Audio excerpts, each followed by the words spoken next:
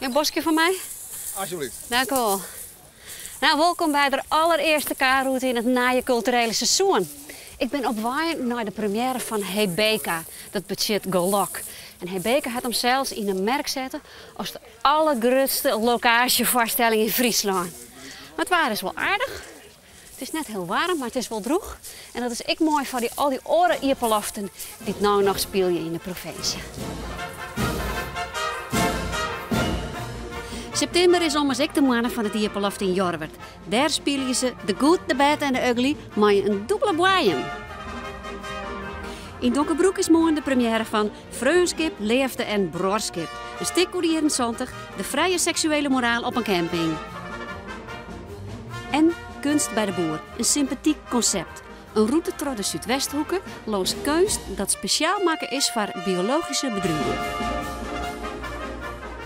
Maar eerst dus Hebeka, de grootste locagevoorstelling. Je zet het vlaaksje deel. Deze kant deel? Nou, zet ik het hier maar deel. Zo.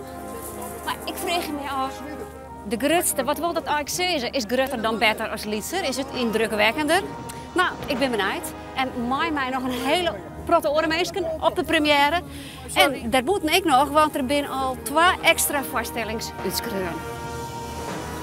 Zo'n première dag is altijd spannend, zeker als het stuk spelen wordt in de natuur. Technici lossen de eerste problemen op, acteurs willen doch nog even met de regisseur praten over de rol. Peter Tuinman dochter Jerrebare nooit en de dirigent leidt met de loodsman over wat het orkest lood dat wel zelf spelen moet. Nee, dit moet je opbouwen, dit moet je opbouwen. Dat is dat motief van die fabriek, hè? Het is zo'n gigantische productie, dat is natuurlijk leuk om dat mee te maken. Helemaal als je nog net zoveel ervaring hast. Ik van die grote acteurs, Peter en Zakje, gewoon zoveel leren. En dat is echt een hele ervaring op zich al, ja? Maar dan, een kwartier voor de voorstelling, moet het barren. En ik bij Hebeka, de traditie van de zanneemde toi cadeautjes. Oké, mensen. Dit is voor mij een droom die uitkomt. Ik wil bij deze nou de voorstelling on Jimjaan. Dat betekent geniet je ervan, speel je het, meid je het. Je moet het nou gaan beleven, je moet het meidje. Jim meid je nou die voorstelling. Het beginbeeld van de voorstelling is zeker groot en indrukwekkend. De prachtige broekpolder bij het oergingen van Jong in Nacht. Zo. De zinnen giet onder. Een oele ropt, de nacht begint. Hebeka stelt eigenlijk de vraag, wanneer binnen wij nou echt gelukkig? Is dat als wij een protestanten verzinnen of is dat als wij meer met elkaar en onze omgeving in contact staan? En kunnen wij eigenlijk nog wel in zo'n hectische maatschappij in contact staan met onszelf en met onze omgeving? In Hebeka verhoor het er van alles dat een jeder dorpsgenoot het oude raketfabriek opknappen liet en er een wodkafabriek van maakt, dat elke nieuw werk vinden kan. Deze man, Victor Wodka, wordt spelen terug Peter Tuinman, voor zelfs net de eerste de beste. Mensen van Hebeka. Ik had een droom. Ik droom dat ik waarom kom in Hebeka. Het plak werd ik als jonkje binnenwaard. Peter zei, dit binnen de krenten in de pap, we waarom naar die wattels en daar gaat Hebeka akkoord. Dus we waarom naar de wattels en dan zo'n prachtige voorstelling op zo'n locatie maatje, dat wie heel snel klaar. Toen Dirk bellen, had ik dan het in zo'n grusselijke langonij praktiseerd, dacht ik van ik maak die kant maar uit. En ik had er geen meter spiet van, want het is een ongelooflijk bevlogen jongen. Het weet dat ik wij komen maar en hoe het ik opredden zullen, vergeet me nog aan het het zal u slagje wist wel. En dat is natuurlijk prachtig. Hilly Harms, die we alle kennen van Baas Boppenbaas, went in Jestrum en zou ik voortendaliks ja door de jonge regisseur haar benaderen. Ada, dat is de vrouw van Glenn, een personage ik in het stuk en wij zijn together oud. En voortendaliks in het begin al, ja, het is tragisch, gaat Ada daar. Maar Ada moet dan engel worden, want er zijn een steltje engels die hier in Hebeka, in de Engelenstad, hengebleven binnen. Maar ze had nog een opjefte van haarzelf. Ze moet Glenn nog sturen in de dingen die er eigenlijk dwaan moet. Nevens Ada, want die zegt dat de boel net goed gaat. Glenn, ik ken die niet meer. Je hebt je eruit als zuurtjes. Wij komen om jou naar de ierde waarom te brengen. Jiske ta jiske. En stof ta stof. Suzanne poppen, bent je leidt in de groppen. Heid en mem Safir van Hoes. Dirk Bruinsma wist ik een jong Fries talent in de voorstelling te heljen. Ted Roosendaal. Horst nou van mij? Dat was net vrije. Ja, maar ik wil van die. Ja? Ja. En soest al alles van mij dwaan. Alles. Nou, Carina is eigenlijk plot uit zijn het hoerken van het stek. Dus dat is een fantastische rol. Ik kan er alles in gooien wat ik wil. Het is een hele wilde vrouw. En dat vind ik fantastisch om te doen. Ja. Kom eens bij mij wijnen. Nee, ik ben je bij Glenn en daar vind ik het leuk. Maar dan had je hier alles wat van worsten. Ja, en ik kan stond bij nacht en dag in de gaten. Ja, is dat net geweldig? Nee. Mijn favoriete scène is het moazitten.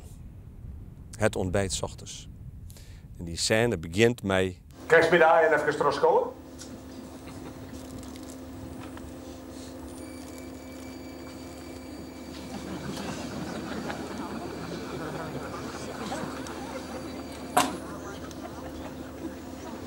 Dank u wel.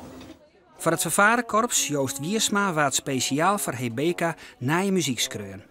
Dan gaan we luisteren en toen zei hij van dit vind ik mooi en dit maar het thema weer van de fabriek. Dat hebben we Les Sacre gekozen. Daar hebben we een arrangement van maken van Les Sacre. Het origineel naar een vervaren omzet. En dan hebben we dus een arrangement van. En dat is denk ik het hoofdthema van het stuk. Dat komt heel vaak waarom. Dat van pap pap pap pap. Voorwaarts, daarin. Nee, daarin. Wat dat nog zijn, vind ik maar 20%. De fanfare is meer dan de zogenaamde muzikale omlijsting. Hè? Ze liep je heel wat bij. Ze zijn echt een onderdeel van zijn productie. En dat is mooi, dat is prachtig.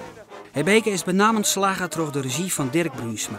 Hij weet de mogelijkheden van acteurs, orkest, locatie, decor en jacht optimaal in te zetten en het er een mooi geheel van maken. Alleen nog daarom is het een bijzondere voorstelling geworden.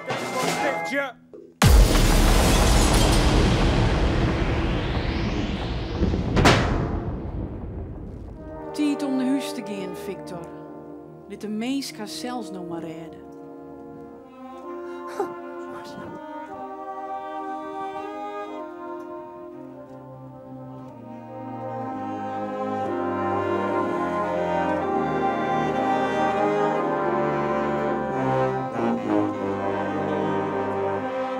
En Hebeka is dit hier misschien qua status wel wat een concurrent van Jorwert. Het oudste ierpeloft van Friesland. Hield ommers toch nog altijd als het koningsspul onder de ierpeloften. Daar moesten we deze week bevast ek heen.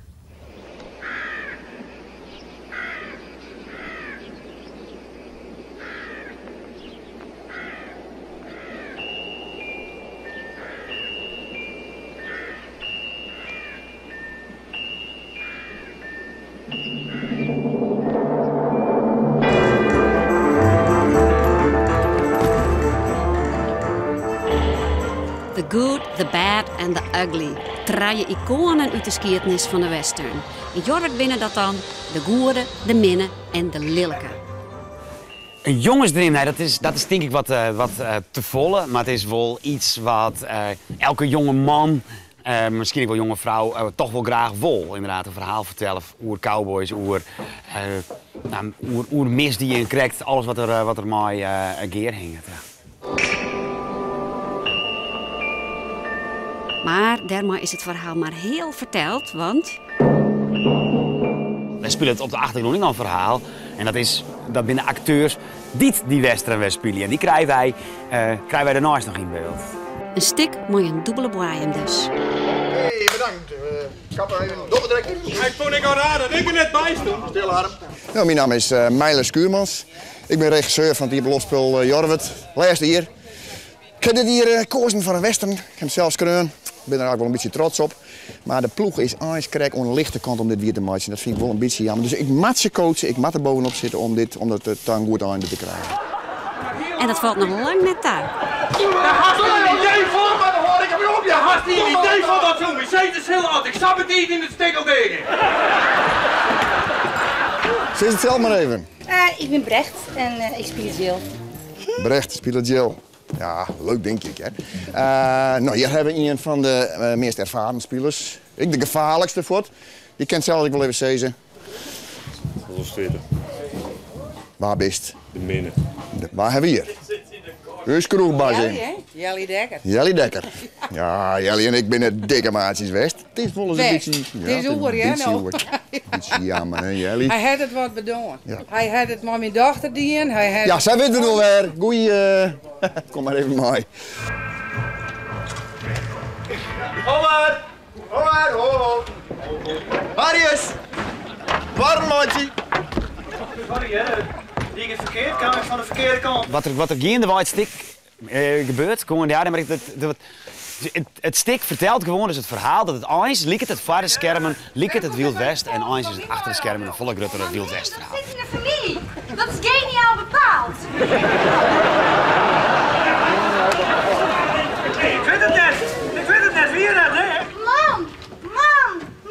Michael Frayn kreeg in 1982 het stuk Noises af. Hij betocht daarin die briljante constructie waarin het publiek te zien krijgt wat er hem alweer efter de schermen van de voorstelling afspeelt. Theater die het stuk in 2001 en het heette toen Wat een theater. Jorwert had hier dus een verslaan nieuwe versie van maken. Maar de western elementen en een weeg aan lokale grappen. Ja, maar ze zijn er niet, hè? Nee!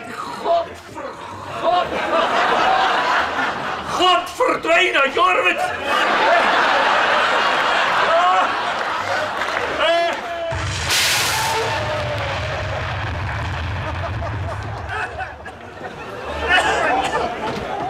In de tweede part van de voorstelling is de chaos compleet.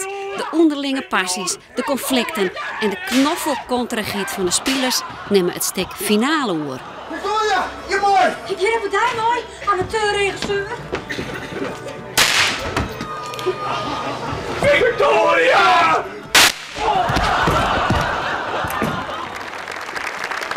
De Goede, de Minne en de Lilke is nog te zien op 21 september in de Notaristuin in Jorwert. Van Jorwert verlenen we nou naar Donkerbroek, want daar is een enthousiaste ploeg spelers dwaande. Maar de laatste repetities van de première van Freunskip, Leefte en Broskip. En, oh wat een mooi berichtje, dat stuk is kreun terug Tjer Kooistra, de regisseur van Jorwert. Maar ze grutters bij Jorwert pakken ze het hier net aan. We willen wel graag dat Donkerbroek meisje die op lotspel een volle naam krijgt. Maar we doen het wel met de beheiningen dat wij die hebben. Nou, we beginnen gewoon op de shuffle met Schipstrand. Ja? Marian? Ja. Nou hebben die plantjes zo meer dan 2 man in de berging, hè? En elke keer dat die telefoon gaat, dan denk ik, we nou maar net zien een lamp roem binnen. Au! 3 jongen rennen al die met de hasjes in die lamp. Sorry, Joop. Dan was het even sneeuw. Binnen de prachtige plantjes. Oh ja, dit worden echt keiharde drugs. Oh, dat denk ik, Joop. Je mag wel trots spelen, hè? Nou, het stuk hier door een man die een café hier. Er een fout, maar dat maakt het bij de belasting. Had er een belastingsschuld gekregen. En dan denkt hij van ik zet een camping op. En zijn andere stamgast nu het café, die ging mij, want ja, ik ben Freun, hè, Freunskip. En die wil hem helpen om het boel weer op poten te zetten, zodat er dan die schuld ook weer aflossen kan. En daaromheen komen al die perikelen weer op de camping. Mijn lieve Lotto, is het mogelijk dat ik hiermee weer moet? Ik dacht dat dat dus nooit werd bij de zoe. Ik dacht, ik weet net wat ik dacht, maar ik denk nou, wat is dit goed? Meesten ik ken aardig wappen dat. En ik ben blij dat ik daar net vergeten ben. Dat ik nog zoveel mooie dingetjes van die ken. Omdat ik hield ik nog in Jota. Dus een hier bestaande nota ben ik blij dat ik daar net vergeten ben. Jo, ben ik vrijwilliger bij het stuk van Donkerbroek? Had de boer een beetje in mijn thema dus. Jo, ben verantwoordelijk voor decor. Ja. Is dit een aanwask? Ja, jong. Oh, gosje, mega. Ja, je moet ook scheenmaatje, hè? Want die moet in ieder geval voor de soeperij, maar de brood weer scheen had. Dus de laatste keer hier met steenlid zit de schemel in, dus dat maakt me net weg.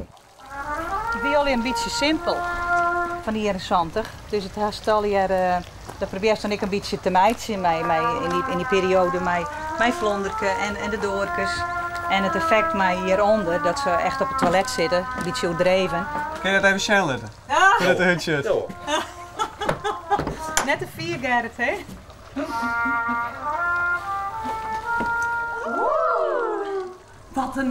Wat een grote fotten had er, hè? Nou, dan weet ik het nog. Grutte foppen, grutte lopen. Is hij nou net meer in gevaar? Dokter, ik ben zo bang. Komt er in van, ja, doch eens gek, jouw rondje of zo. Tineke Nicolai en haar man Jelle Terwal hebben hier de leiding. Ze zijn tegenwichtig voor het theater en Ieperloftspul in Donkerbroek. Ja, Tineke, de regisseur, die is heel bepalend in hoe het gaat, hoe het draaien uit komt te zien. En Jelle zag ik meer als de grote regelaar. Die dit alles regelt en docht. Ze toch een saprot, de organisatie en de regie, alles is in hun handen. Dus, dus zij ben eigenlijk de speel van Ieperloftspul en misschien ook wel theater, gewoon in Donkerbroek. Ja, de toneelvereniging, ja. Nou, dat is moeilijk om dat van jezelf te zeggen, maar... Op toneel met denk ik wel, maar er binnen zijn verloren denk ik in het dorp. We hebben er meestal heel goed in binnen. Door hun enthousiasme, wat ze weer oerjouwen aan de spelers en de orenmeesten, komt dit gewoon zat tot staan. Ik denk wel dat wij hier toch de dingen die inbrengen, hè, en dan benamen Tineke als regisseur, dat je wel een orendimensie aan het amateurtoneel in Donkerbroek bracht haar. En dat is wel heel duidelijk, denk ik. De laatste 10 jaar hier, denk ik. Even man. Oh, Dolio's nooit wat ze weer op de wallen stiert. Oh, nou, de dochter van Janus, Marita. Ja, nee, dat wisten we toch wel. Nee, Nathalie Struikwerker, ze weer ik. Echt? Ja. Joop had haar zelfs doen als een jip bij een patje jam. Maar wat die met Joop dan op de wal? Wat zullen we hier nou krijgen? Ja, vanaf! Wat was de stal op de wal? Joop, die moest op zoek naar een deler van Jaans, van de druk. Ja, net op de wal. Iedereen bij mij zit te luisteren, jongen. Hakje, Janus. Uw eigen Nathalie erin trapen.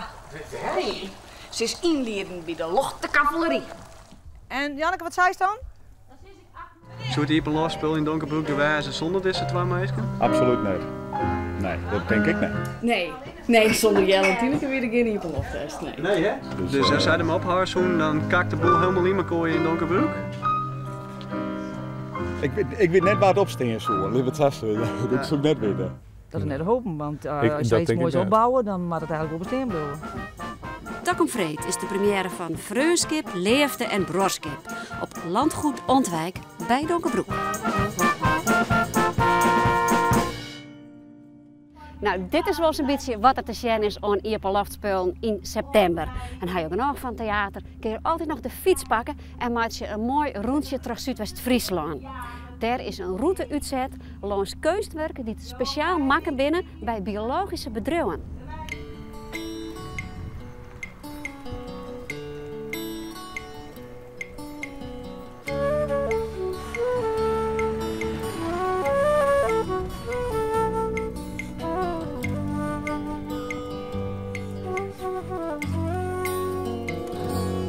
U bent met de route begonnen? Ja. En hoe kwam u zo op het idee? VVV-kantoor. Aha. En wat heeft u al gezien? We hebben, dit is de eerste. Le Mont Saint-Michel is het eerste kunstwerk op onze route. Aha. Het is mooi weer erbij, hè? Lekker, heerlijk genieten. Het is heel mooi in Friesland. Is het ver? Nee, 30 kilometer, 35 kilometer. Dat kan op een dag? Ja, prima. Op Ja, 2 uur. U bent niet helemaal eerlijk met dit soort fietsen. Nee, wij hebben hulp. Ja. Als het nodig is. Zeker. Ja. Wat vond u van het eerste? Heel prachtig, Nou, dat is heel leuk, heel bijzonder. Op een mooie plaats. Op een mooie plaats. Een heel onverwacht iets. Ja. Hebben ze in Zeeland niet, hè? Nee. We hebben een heleboel in Zeeland, maar Le Mont Saint-Michel hebben we niet. Nee. We zijn uitgegaan van een kartonnen bouwplaat die we ooit toevallig eens op een rommelmarkt gevonden hebben, van die Mont Saint-Michel. En al die onderdeeltjes die hebben we uitvergroot en van vrachtwagenzeil geknipt. En dat is allemaal in elkaar genaaid. Maar omdat het zo klein is en dat stugge spul, dat werkt niet echt makkelijk. Ik vind het geweldig. Ja? Ik vind het heel mooi, ja, hoe ze dit maken hebben. Waarom precies? Nou, eerst, het is gewoon heel kunstig hoe we het maken hebben. En dat verhaal daarachter van Saint Michel. Nou, die jeugdjes komen oorspronkelijk van het eiland Jeugdje. Wij hebben ze uit Denemarken. En dat kleine gier, dat is weer van het zee, zodat hij het daar maar combineert. Dus ik vind hem hartstikke mooi. Had het zelfs niet? Nou, samen met mijn partner Tilly Bui. Die heeft voornamelijk de naaimachine bediend. Wat dat betreft zijn we vrij traditioneel. Maar we moesten echt met z'n tweeën hard aan werken om dit voor elkaar te krijgen.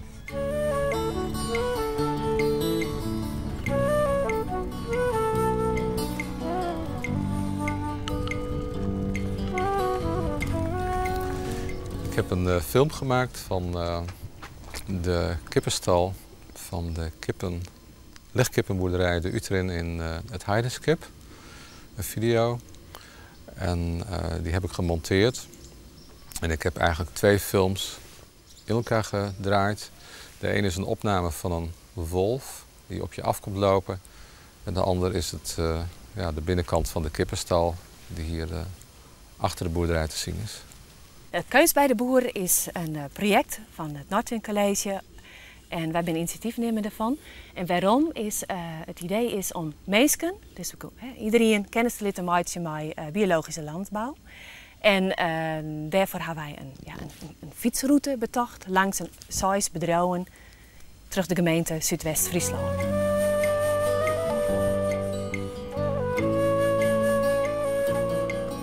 Nou, je ziet hier op de achtergrond, dit is een beetje vaag.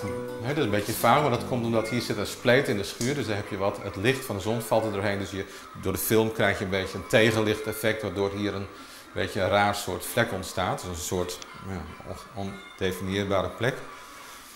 En mijn idee was dat die wolf op een bepaalde manier van achteruit naar je toe zou komen lopen, langzaam.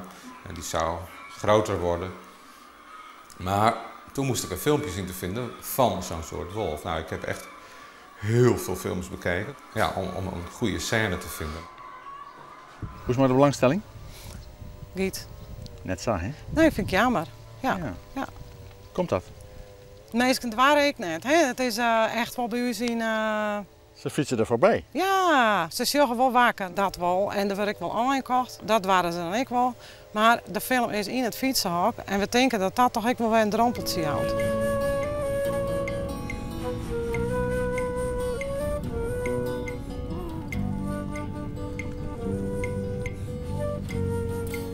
Nou, spreekt het niet voor zichzelf, Nee. zou ik zeggen. Nee. Vertel eens. Ik dacht dat boeren altijd nuchtere mensen zijn. Ja, boeren zijn nuchtere mensen, ja, uiteraard. Maar wij hebben toch ons een project nagediend vanwege de belangstelling die er dan toont wordt voor uw manier van boerken. De geweldige karakteristieken van het Friese landschap, de wijsheid en het intieme, heb je hier bij elkaar. En dan heb je ook nog de koeien erin. Dus nou ja, het is geweldig om daar iets mee, te doen. Hoe wie de gearworking met Petra? Nou, eerst het gesprek gewoon hand. Nou, dat we heel gewoon een praatje maken van waar ben je en wat doen we en dat soort zaken. En een hele gewone opmerking van mij van nou eigenlijk hier in Wioen dat korpsmetten het een heel groot gevolg had. Maar ja, dat zie je dan, maar dat is uiteindelijk wel een belangrijk iets. Dus op die dag, toen, die melk moest dus bevrucht worden door de muziek, zou ik maar zeggen. Nou, daar hebben mensen hier van Concordia, dus uit hier uit Gaasmeer, hebben daar aan bijgedragen. Maar ook andere mensen uit de omgeving nog.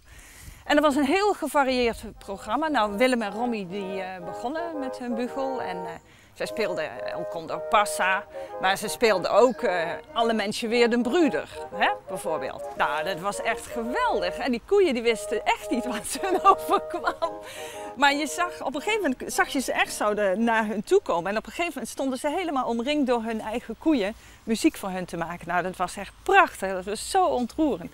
Het project start in juni en rint tot 8 oktober. Tot die periode kan iedereen het kunstwerk bezien. Een beetje noffelijk waar erbij? Nou zeker, dat zou mooi zijn. Ja.